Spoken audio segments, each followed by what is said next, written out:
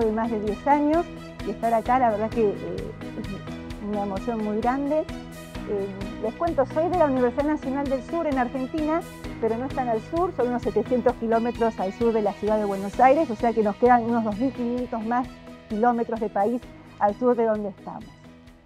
Yo llegué a las finanzas sustentables, primero en realidad trabajaba, yo hice mi tesis doctoral en lo que fue financiamiento de pymes, después de ahí empecé a ver que había mucho vínculo con los problemas de gobernanza, me terminé alejando, con los problemas de gobernanza, y de los de gobernanza terminamos en las finanzas sustentables, así que ese ha sido un poco el camino.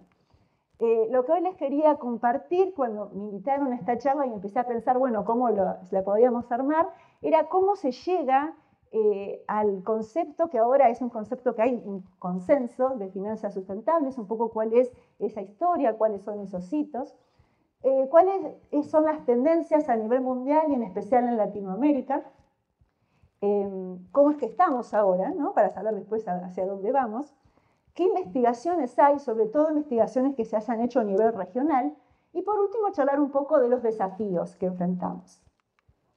Primero, ¿cómo llegamos al concepto de finanzas sustentables? Hay muchas ideas que van apareciendo, ¿sí? Antes de lo que por ahí ahora ya todos comprendemos como finanzas sustentables. Teníamos lo que es la financiación del carbono, que tiene que ver con financiar actividades de mitigación climática, esto es con disminuir la emisión de gases de efecto invernadero. Después tenemos, si le sumamos las actividades de adaptación climática, esto tiene que ver con reducir el impacto del cambio climático en la sociedad, llegamos al financiamiento climático. Si le sumamos el efecto de otras actividades ambientales, ya no tanto vinculadas con el cambio climático, sino con beneficios ecológicos más generales, como conservar la biodiversidad, hablamos de las finanzas verdes o finanzas ambientales. Después tenemos las finanzas sociales, que hacen a la inclusión financiera, microfinanzas, y también que se hablaba ayer, y al tema de equidad de género. Y si a esto le sumamos las dimensiones económicas, como el desarrollo económico sustentable, la equidad tributaria y el empleo decente, llegamos a lo que son la financiación de los objetivos de desarrollo sustentable. Y ahí aparece la gobernanza, como les contaba de donde venía yo. La gobernanza tiene que ver con la transparencia y divulgación de la información, con la ética y los códigos de conducta, y finalmente logramos construir este concepto de finanzas sustentables o sostenibles. Seguro que la mayoría de nosotros, no sé los más jovencitos que veo, pero la mayoría de nosotros venimos del paradigma clásico de las finanzas, que nos decía siempre, y es como lo que uno dice en la primera clase, ¿no?, de administración financiera, el objetivo es maximizar la creación de valor para los propietarios, los shareholders, siempre teniendo en cuenta este paradigma fundamental, ¿no?, que es el riesgo y rendimiento, la relación fundamental de las finanzas. Y ahora surge entonces este nuevo paradigma de las finanzas sustentables, donde se piensa ya en la creación de valor de los stakeholders, de los grupos de interés, donde combinamos entonces en las decisiones de inversión y de financiamiento tanto la dupla riesgo-rendimiento como la consideración de factores ambientales, sociales y de gobernanza. Los factores ambientales, como cambio climático, huella de carbono, biodiversidad, gestión de residuos, uso eficiente de energía.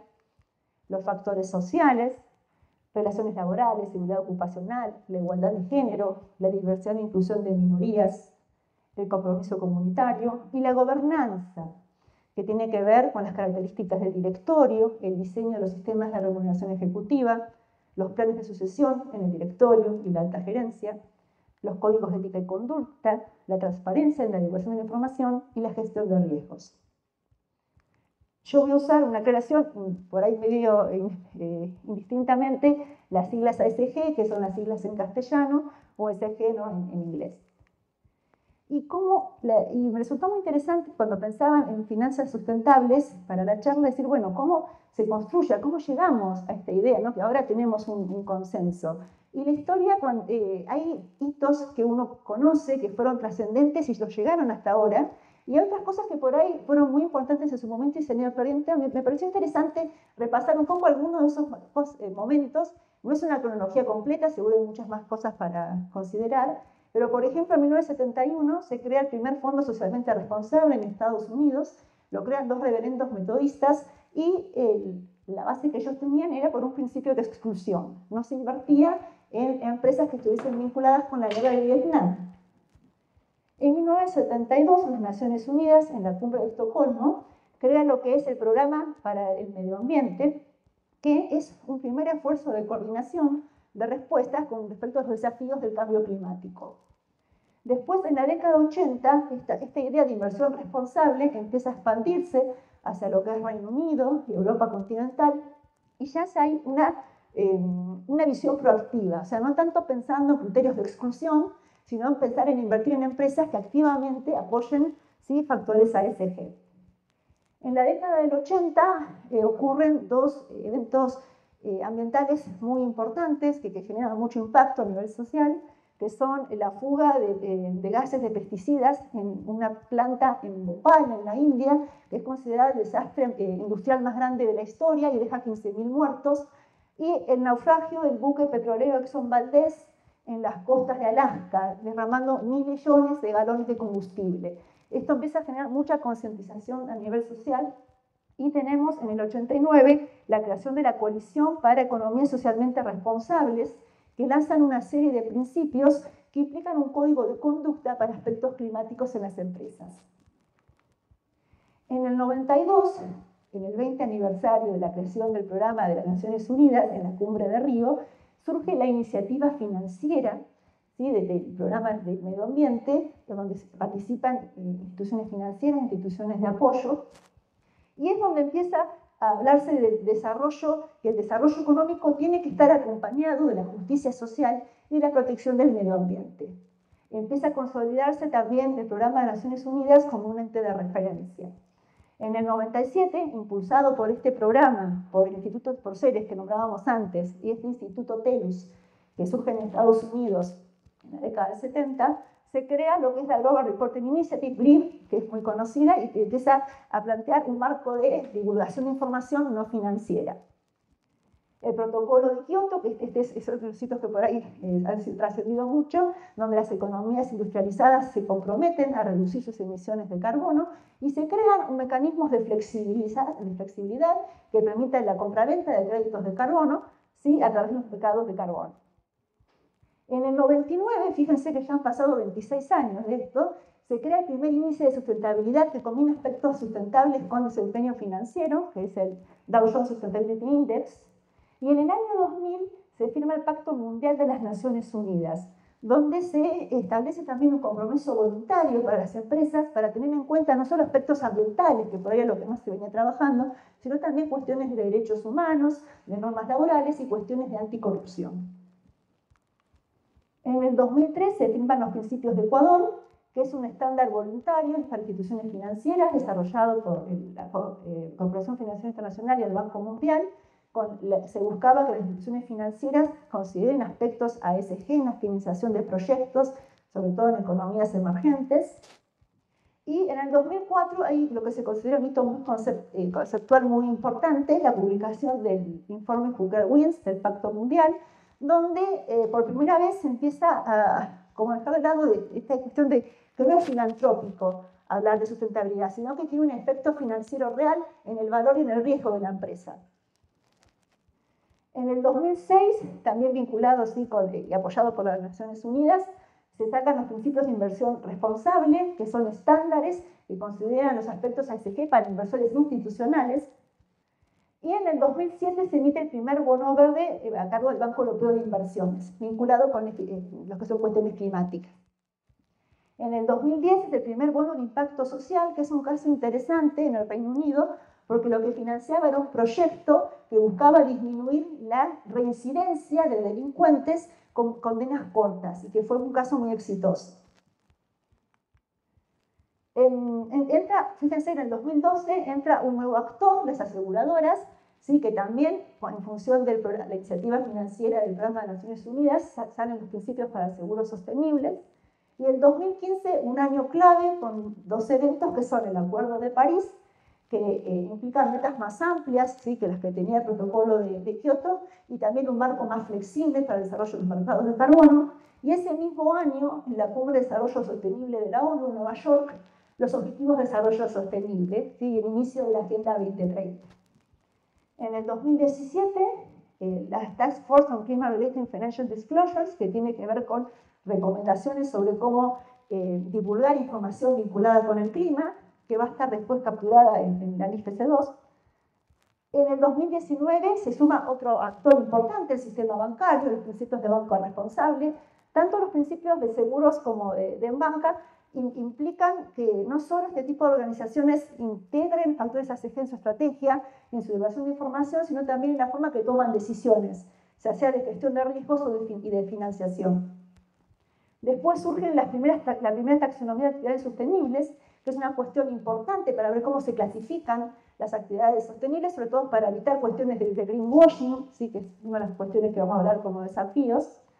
Y la Unión Europea, en el 2022, lanza lo que es su directiva para reporte de información sobre sustentabilidad, que pasa a ser obligatoria a partir de determinado tamaño de empresas. Y el último hito que quería poner a nivel mundial es en el 2023, que se aprueban las NIF S1 y S2, que son las primeras normas internacionales sobre sustentabilidad, la S1 para reporte de información vinculada con sostenibilidad y la S2 específica de clima. Y más cortito, como veníamos en Latinoamérica, bueno, en Latinoamérica ha sido un actor, un jugador, fue el primer jugador muy importante de Brasil, ¿sí?, el protocolo verde del sistema bancario, un acuerdo voluntario entre bancos y el gobierno para que los bancos consideren aspectos ASG.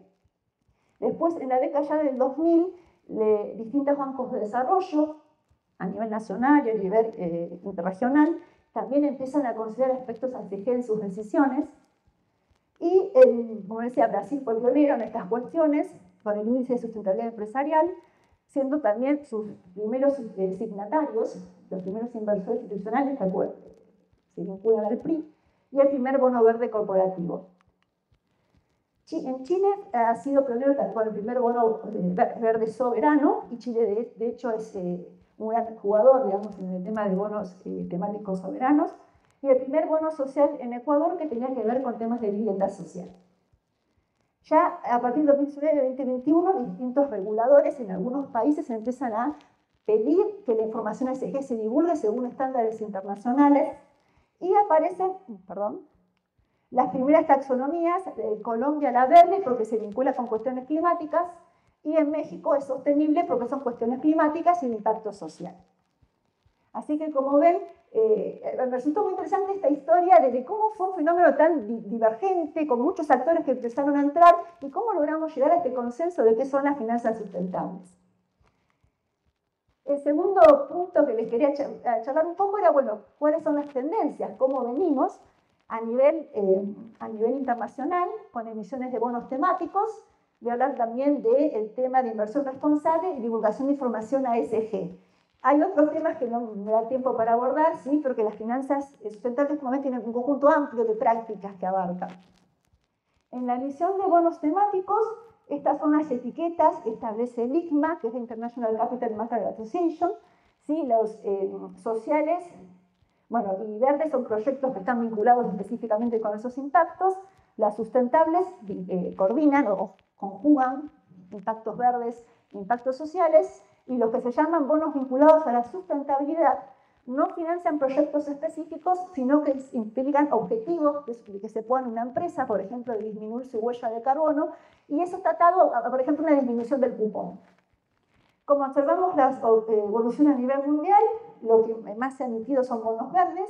En la evolución vemos un pico, sí, que esto pasa en mercados finales de bonos también, en el 2021, tiene que ver con, en particular en bonos temáticos, que post pandemia hay una fuerte demanda de proyectos con impacto en empleo, en salud, impacto social, y en la caída de las tasas de interés también. Después, como ven, hay una normalización y vuelve a retomar el vuelo.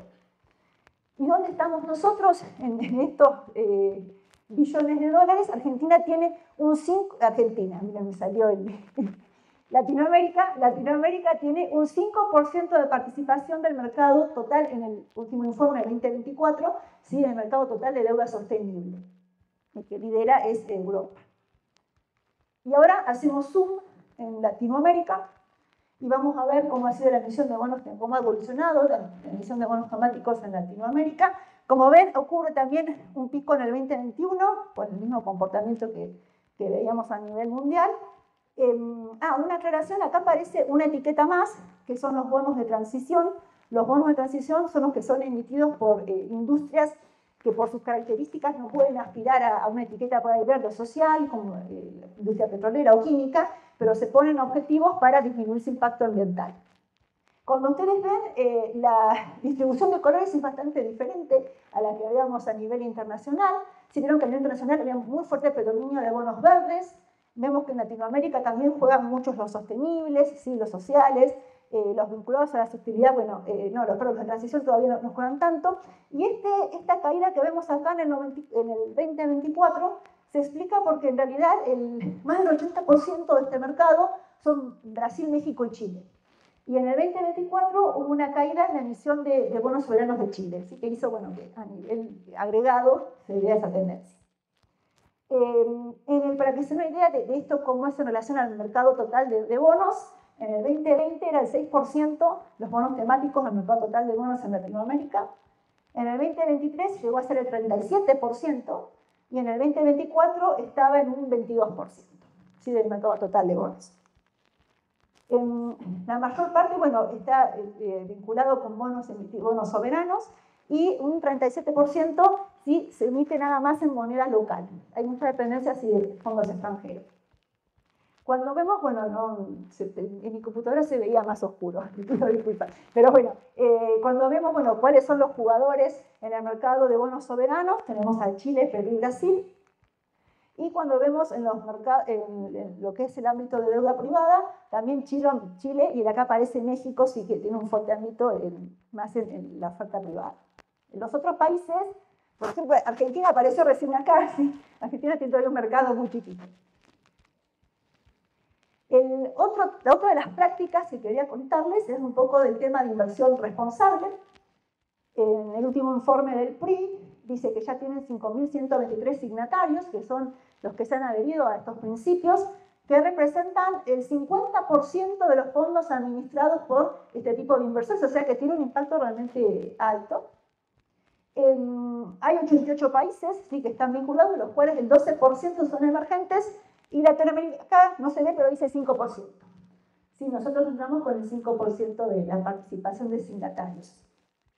Después, cuando le hacemos zoom de nuevo a ver cómo está compuesto, esto está en la página del PRI, uno puede desagregar así por región. Ellos incluso desagregan Brasil del resto de Latinoamérica, por el hecho que en el Brasil hay 119 signatarios y no se ve, pero en Latinoamérica hispanohablante hay 121. ¿Sí? Y clasifican en 3 tipos de signatarios, los que son los gestores de activos, los que son los propietarios de activos y los proveedores de servicios, que serían, por ejemplo, las firmas de auditoría, las consultoras y las calificadoras de riesgo. De lo que es, acá no se ve, pero acá decía Latinoamérica hispanohablante, el 85% está concentrado en México, Chile, Colombia y Perú. Algo que el mismo informe del PRI, del último informe publicado, resalta como muy importante, es la participación o el rol que juegan los reguladores del mercado para mover, ¿sí? Este tipo de principios y que haya interesados en ser signatarios, y ponen como ejemplo a Chile, México y Colombia, donde la Superintendencia de Pensiones en Chile, CONSAR en México y la Superintendencia Financiera en Colombia han requerido a las administradoras de fondos de pensión que tengan en cuenta factores ASG al momento de tomar sus decisiones. Y otra cuestión que también es importante cuando hablamos de inversión responsable es el rol que juegan los índices de sustentabilidad. Para una empresa participar en el índice de sustentabilidad es una forma de visibilizar y señalizar su esfuerzo, Para los inversores es una forma de tener comparabilidad y poder hacer benchmarking, y para el mercado en general es una forma de abrir transparencia y de hacerse atractivo para estos fondos de inversión que, como vimos, son institucionales del 50% a nivel mundial y atraer fondos al mercado. Y, por ejemplo, encontramos como ejemplo, bueno, les había contado que la Bolsa de Brasil fue el primero, pero también tiene un índice sustentable la Bolsa Mexicana, la Bolsa de Santiago, la Bolsa de Colombia y la Bolsa de Lima, y tenemos también un índice regional, que yo como argentina les envidio muchísimo, que es de la Alianza del Pacífico. El tercer tema que les quería contar de las prácticas, a mí es un tema que me gusta mucho, es el tema de la divulgación de información. Este gráfico acá no se llega a apreciar, pero es un gráfico de la página de la Corporación Financiera Internacional, donde ellos buscan mostrar cómo a lo largo de 30 años fue un arduo camino hacia la convergencia de estándares, y cuando uno lo ve como que se sorprende, ¿no?, de todas estas cuestiones, y por ahí lo podemos pensar como en tres etapas, ¿sí? Al principio una etapa de fuerte fragmentación, donde había estándares muy diferentes que hacían muy difícil la comparabilidad.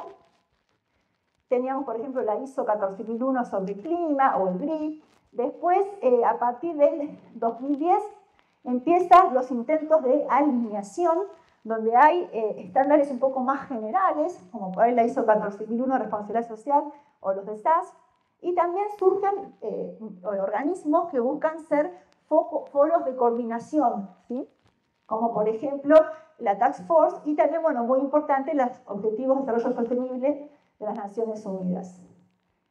Ahí empieza a haber entonces un intento de alineación de estándares. Todo esto para divulgar información. Imagínense que es muy, si la información contable estuviese generada por 25 formatos diferentes, ¿no? Que es difícil para los inversores.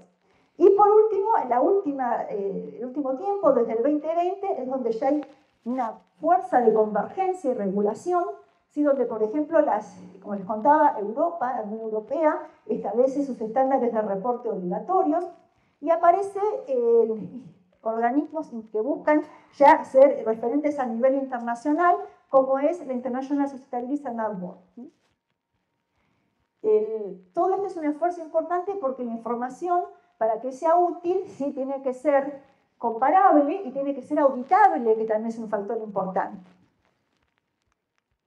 Y en esta misma página también hay otro gráfico que me pareció interesante, que era cómo todos esos esfuerzos de coordinación implican una consolidación, ¿sí?, de marcos y de organismos que habían ido surgiendo, nosotros fuimos, ¿no?, en forma por ahí independiente, que van siendo todos absorbidos o consolidados sin la Fundación IFRS, ¿sí?, como por ejemplo la Carbon Disclosure Project o la Task Force para Financial Disclosure, o lo que tenemos acá, el marco de reporte integrado, que en su momento se consolidó con los estándares SAS para formar la Fundación de Reporte de Valor, y todo esto se fue consolidando, ¿sí?, hacia la Fundación IFRS, la cual, en el marco de IFRS, se crea la International Sustainability Standard Board, que son las que lanzan estas primeras normas internacionales de sustentabilidad, que yo creo que es un gran hito. Ahora, se siguen manteniendo, acá en el primer nivel, ¿sí?, estos tres estándares están ahora coexistiendo y cada uno tiene como sus objetivos y su público diferente. Lo que es, acá, ay, perdón, se fue. Lo que son las normas internacionales de información sobre sustentabilidad están pensadas en un marco de lo que se llama la materialidad financiera, que quiere decir que la información que importa es aquella que un inversor tendría en cuenta sobre aspectos ambientales, sociales y de gobernanza que pueden afectar sus decisiones de inversión. Está pensada, digamos, para los inversores y para los mercados. Está siendo complementada y sigue siendo un estándar vigente lo que es GRI, que es un estándar voluntario, que está pensado con un enfoque de materialidad de impacto. Esto quiere decir cómo la empresa afecta hacia el exterior, un enfoque hacia los stakeholders. Y por otro lado tenemos lo que son los estándares de la Unión Europea, que hay una guía de interoperabilidad que se aprobó hace poco, ¿sí?, entre las MIF y los estándares de la Unión Europea, que estas están pensadas en un enfoque de doble materialidad. Eso quiere decir que se conjuga la materialidad financiera con la materialidad de impacto. Y ahora estamos acá, en este nivel. Vamos a ver después cómo continúa esta historia. ¿Qué tenemos en Latinoamérica sobre reporte de información ASG? Bueno, yo había encontrado este trabajo que me pareció interesante, que analiza 79 reportes en toda Latinoamérica entre el 2018 y el 2022. El 40% son reportes de información ASG que pertenecen a Brasil, y encuentran que había una gran heterogeneidad de estándares. Algunos informes seguían estándares internacionales, como Brisas o la Task Force, pero había informes de formato libre. Y después, el tipo de información que se reportaba, se notaba, bueno, que era bastante equitativo entre información social y ambiental, pero que estaba en desventaja la divulgación de información sobre gobernanza. Y con respecto a los objetivos de desarrollo sostenible con los cuales se alineaba esta divulgación de información, ¿sí? Acá lo que más aparecía alineado era con el ODS 8, de crecimiento económico inclusivo y sostenible. Este de acá es el ODS 12, de consumo y producción responsable, y este verde de acá es el ODS 13, de acción por el clima. Con respecto a reporte obligatorio de información ASG, dos casos interesantes para nombrar son de Chile y Brasil. ¿Sí? En Chile se estaba pidiendo la inclusión de información ASG en las memorias anuales, y ahora, digamos, se busca alinearse con las nuevas NIF S1 y S2. Y en Brasil ya desde el 2014 se había empezado a requerir información a fondos de inversión, después en el 2021 a bancos, y en el 2023 lo que es la Comisión de Valores Mobiliarios anunció la adopción de la NIF S1 y S2, las cuales en principio serían el reporte obligatorio a partir del 2026. Y por último les quería contar un poco de, bueno, qué se ha investigado acá en nuestra región. Entonces, yo te contaba, yo he trabajado en estos temas, pero para la Argentina, que es un marco muy especial, no podemos charlar, me parecía más interesante tratar de contarles Latinoamérica en general. Entonces, este trabajo, por ejemplo, lo que hace es una revisión de la literatura. En Scopus y en EBSCO entre el 2000 y 2022 analiza 91 trabajos. El objetivo es ver cómo se ha estudiado lo que es ESG, y también incluye responsabilidad social con medidas de desempeño, ¿sí? o valor de la empresa. Encuentra, por supuesto, que el ámbito más estudiado es Estados Unidos, en países emergentes China, India y Malasia, y después hace una segunda parte del trabajo que se focaliza en Latinoamérica.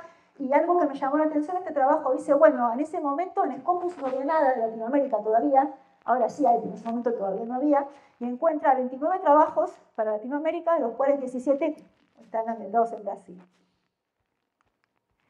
Y, entonces digo, bueno, pero vamos a buscar trabajos que tengan, que estén bien publicados, que tengan metodologías interesantes y que sobre todo hagan análisis regionales, ¿no?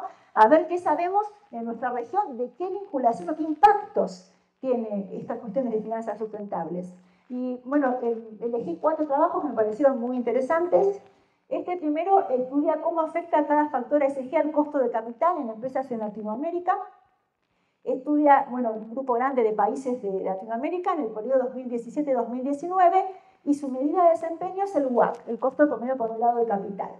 Y lo que encuentra es que hay una relación inversa, que es lo que en general de la literatura, entre el score ESG y el costo de capital. Una relación, todos los trabajos que yo voy a nombrar usan como medida de lo que es desempeño ASG, que como se imaginan es una variable súper complicada, ¿no? De cómo la medimos, utilizan lo que es el score ESG de lo que en ese momento era Thomson Reuters Refinitiv, que la base se la han nombrado varias veces. O sea, todos los trabajos utilizan esa medida de ASG. Y bueno, como este score está a nivel general y además por dimensión, después dice, bueno, vamos a estudiar por dimensión, a ver cómo se vincula con el costo de capital, y encuentra que los pilares social y ambiental no tienen un efecto significativo en el costo de capital, pero sí tienen el pilar de gobernanza. Entonces concluyen que hay una oportunidad entonces en la divulgación de información sobre gobernanza, que no sé si se recordarán en una filmina anterior, era la que menos se divulgaba en Latinoamérica. Este otro trabajo estudia la puntuación ASG con el desempeño financiero, específicamente en empresas del sector gas y petróleo, y separan 2 muestras por las características. Estudia Brasil por un lado y otro grupo de países de Latinoamérica por el otro. En el 2010-2021, como medida de desempeño, toma la tasa de descuento y el crecimiento de los dividendos, y encuentra que con mejor desempeño se vincula con un menor crecimiento futuro de los dividendos, lo cual obviamente va con una mayor relación esperada precio-dividendo y una menor tasa de descuento. Y entonces concluye que este menor crecimiento esperado de los dividendos está asociado con los costos de implementación, que implica obviamente reportar información a ESG, y entonces tenemos esta cuestión de trade-off. Bueno, ¿cuánto aumentan los costos y cuánto disminuye mi costo de capital? Este trabajo lo que estudia es si incluir carteras a ESG me ayuda con la diversificación. Lo hace también para un grupo de países de Latinoamérica en el periodo 2015-2023 y toma como benchmark el índice de mercado de cada país. Estudia como medida de desempeño el ratio de Sharpe, que mide lo que es el rendimiento de la cartera de mercado en exceso de la tasa libre de riesgo sobre el riesgo del mercado para cada país, ¿no? Para cada país se calcula el ratio de Sharpe. Y encuentra que cuando compara el desempeño de una cartera solo del índice de mercado común versus incorporando los índices ESG, mejora el desempeño ajustado por riesgo. Lo cual implica que hay beneficios de la diversificación, pero dice hay que tomar con cuidado los resultados porque varían bastante en función de los países y bueno, va estudiando distintos periodos de tiempo. Y el último trabajo que les quería comentar, lo que hace es muy interesante, es un estudio de eventos, lo que hace es ver cómo reaccionan los rendimientos del mercado de acciones cuando una empresa emite un bono temático. Entonces, bueno, estudian en el periodo 2016-2022 unas 115 emisiones de bonos temáticos, una ventana de más o menos 9 días, y el medida de desempeño, bueno, como suele ser este tipo de estudios, es el rendimiento normal acumulado. Y encuentra que hay una relación positiva, o sea, cuando se emiten los bonos temáticos hay digamos, reacciona positivamente el rendimiento de la empresa y que es mayor en la primera emisión con respecto a las emisiones posteriores. Y también encuentra que esa reacción es mayor en los mercados emergentes que en los mercados sostenibles, lo cual implica que para la empresa es una buena oportunidad, como que se vuelven más visibles y para los inversores. Y por último, un poco los desafíos que, si está bueno, lo podemos charlar entre todos, porque yo les fui contando, como ven, Argentina no aparece casi, no sé, les puedo contar los de Argentina, pero me parece muy interesante, acá hay público de todos los distintos países que vamos charlando, y bueno, qué desafíos tenemos como Latinoamérica para enfrentar esto. Con respecto a bonos temáticos, este tema del greenwashing, de la publicidad engañosa, de que me están vendiendo que bajan emisiones de carbono y es mentira. Bueno, y acá, para tratar de evitar eso, están supuestos temas, por ejemplo, de las taxonomías. Es muy importante la verificación también, pero obviamente la verificación implica costos, son costosas las verificaciones. Encontramos también que lo que son emisiones de bonos temáticos, como vieron, están muy concentrados geográficamente, Brasil, México, Chile, y sectorialmente, ¿sí? Pues básicamente sector de energías e infraestructura. Y también que todavía hay un tamaño reducido de mercado con una baja demanda doméstica, lo cual lo hace dependiente, ¿sí?, de los inversores externos. En inversión responsable, como vimos, hay una baja adopción de principios con respecto a lo que se observa a nivel mundial. Esto puede relacionarse que hay horizontes de inversión cortos, cuando por ahí este tipo de beneficios aparecen más en el mediano plazo, y probablemente también hay una cuestión de educación, de falta de educación financiera, digamos que todavía no se perciben los beneficios de la sustentabilidad y en cambio ese tipo de inversiones se ven como que tienen mayor riesgo y menor rentabilidad. Que creo que ahí nosotros como docentes, a nivel de grado, de posgrado y haciendo extensión, tenemos un rol importante porque todavía esa idea filantrópica de la sustentabilidad, yo cuando le hablo a mis alumnos, la mitad me mira con cara de... y son alumnos nacidos en el, digamos, mis alumnos tienen 22, 23 años. Imagínense, si estamos jovencitos y la mitad todavía piensa que esto es algo filantrópico, imagínense todos los que somos mucho más viejos. Tenemos un trabajo importante que hacer ahí de docencia. Y bueno, la cuestión, esto ya nos excede como docentes, pero acá hay un marco regulatorio fragmentado, como vemos, como ya hemos ido charlando, y acá hay un rol muy importante, ¿sí?, de los entes reguladores de mercado, de ver cómo van a jugar y cómo van a dar espacio a estos principios de inversión responsable. Con respecto a la divulgación de información a ESG, como decía, es un tema que a mí me parece muy interesante. Persiste la heterogeneidad de estándares. En realidad, yo siempre pienso, es como si tuviésemos estados contables, como decía, y los queremos comparar y cada uno elaborado como se le ocurrió. Entonces, es necesaria una convergencia de estándares para asegurar una comparabilidad. Ahora, por ahí, a nivel empresa, todavía hay capacidades técnicas limitadas, también falta formación, ¿sí?, por ahí para apuntar este tipo de cuestiones. Y eso influye en la calidad de profundidad de la información. Yo este tema lo he trabajado mucho para Argentina, y en Argentina es muy pobre sí, la calidad de divulgación de información. Y después la cuestión de, bueno, que habíamos charlado mucho, las cuestiones de verificación. Bueno, también hay auditoría de los informes ASG, que como por ahí no tenemos tanta oferta local y hay que recurrir a firmas internacionales, también, bueno, esto puede ser muy costoso para las empresas. A nivel general, esto pasa siempre en las finanzas, ¿no? Asimetrías entre las grandes y pequeñas empresas. Estas cuestiones de implementación y divulgación de cuestiones ASG obviamente implican costos, que las pequeñas empresas son más chicas, y no solo eso. Las pymes vienen rezagadas hasta en cuestiones, por ejemplo, cuestiones de gobernanza básicas, que las grandes empresas las tienen mayormente ya instaladas, y es una cuestión de divulgación, y las pymes vienen sin siquiera implementar esas cuestiones de gobernanza, entonces vienen bastante atrasadas. Y como cualquier cuestión que implica así una cuestión de desarrollo económico, en toda nuestra región nos juega bastante en contra, ¿no?, toda la cuestión de inestabilidad política y económica. Pero yo creo que más allá de eso, las finanzas sustentables tienen un potencial muy grande, que tenemos este desafío de lograr que las finanzas sean vistas como algo que somos malos o tiburones o que somos egoístas, ¿sí? Y que hay un impacto importante para las empresas, para los inversores y sobre todo para que es el crecimiento económico sustentable, ¿sí? Que es para lo que tiene que apuntar la economía y el planeta en general. Yo les dejo, bueno, fui nombrando muchas referencias, porque hay cuestiones que a algunos les gustaría ampliar, están todas acá. Y bueno, la última era la de muchas gracias. Muchas gracias, y cualquier duda me pueden consultar ahora, charlamos, o me pueden escribir. ¿Te dejo 5 minutos? Yo venía trabajando en temas de gobernanza, y precisamente en lo que es reporte de información sobre gobernanza está el mismo problema, ¿sí? Siempre esa cuestión, ¿es obligatorio?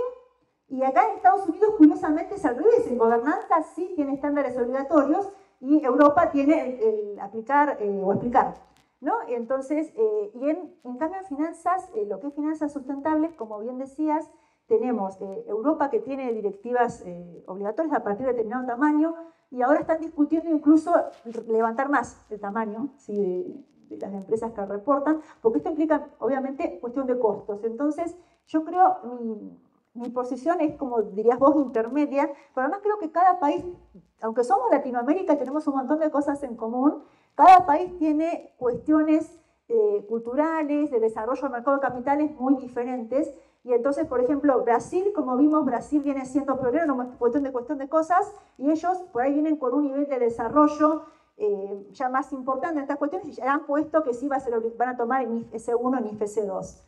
Argentina estamos años luz de esto, por ejemplo. Entonces, yo creo que tenemos cuestiones en común, pero que es importante, por eso, hacer investigaciones cada uno en su país, para ver en función de nuestro marco cómo son las cosas. Porque hay una trampa que tenemos los académicos, es la publicación, ¿no? El publicar o perecer. Hacer trabajos transnacionales son mucho más lindos de publicar, y si hacer trabajos nacionales, obviamente, si lo haces sobre China, por ahí, o Estados Unidos, es muy visible, y si lo haces en un país chiquitito como los nuestros, por ahí no. Pero yo creo que es muy necesario, porque nosotros como investigadores, si bien por ahí nos miden con el estándar de publicar, nosotros tenemos que aportar a la sociedad que nos financia. Y entonces yo creo que hace falta para cada país estudiar cuál sería el marco que mejor se adapta a las necesidades y al desarrollo que tiene. Por ejemplo, lo que es emisiones de bonos temáticos, en Argentina se requiere verificación de un auditor externo certificado para verificar que las cuestiones que vos decís como tus objetivos se cumplen realmente. Lo de reportes ESG, en Argentina no, eso no conozco si es obligatoria la verificación. En otros países de Latinoamérica la verificación, la auditoría es cara, es un costo adicional. Igual esa cuestión, como yo decía, ya pasaba cuando hablábamos de índices de gobernanza, porque una cosa es lo que se divulga y otra es lo que hace la empresa realmente. Y ahí tenemos las cuestiones tradicionales de asimetrías de información que hemos vivido siempre en las finanzas, ¿no? Y entonces ese es un desafío, porque una empresa puede tener un excelente sistema de gestión interna, de calificación de riesgos, cuidar su impacto ambiental, bueno, y cómo le llega a los stakeholders. ¿Cómo sabés si realmente es cierto o no? Yo creo que la verificación es muy importante, pero tiene este obstáculo del costo, que entonces dejaría solo a las muy grandes empresas. Y después la cuestión del ESG Score, que decías vos, el Refinitiv, a mí siempre me parecen como cajitas cerradas, cajitas negras, ¿no? Y lo más interesante sería lograr, los investigadores, que algunos investigadores lo han hecho, ¿sí? Tratar de hacer scores propios, con información pública disponible, y lo ideal sería poder tener acceso a información interna, pero bueno, eso ya estamos soñando, ¿no?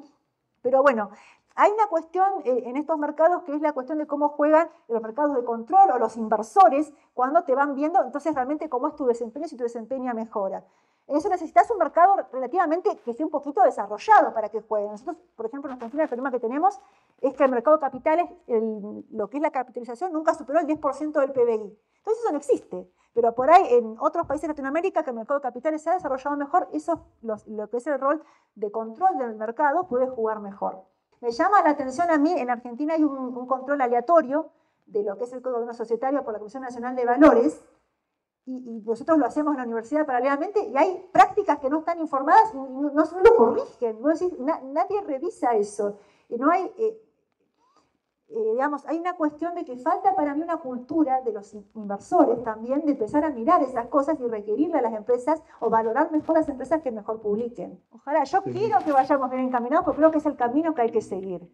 Y que cada país en particular tiene sus desafíos en función de sus características. Que por eso me parece importante que se investigue para cada país en particular estos temas.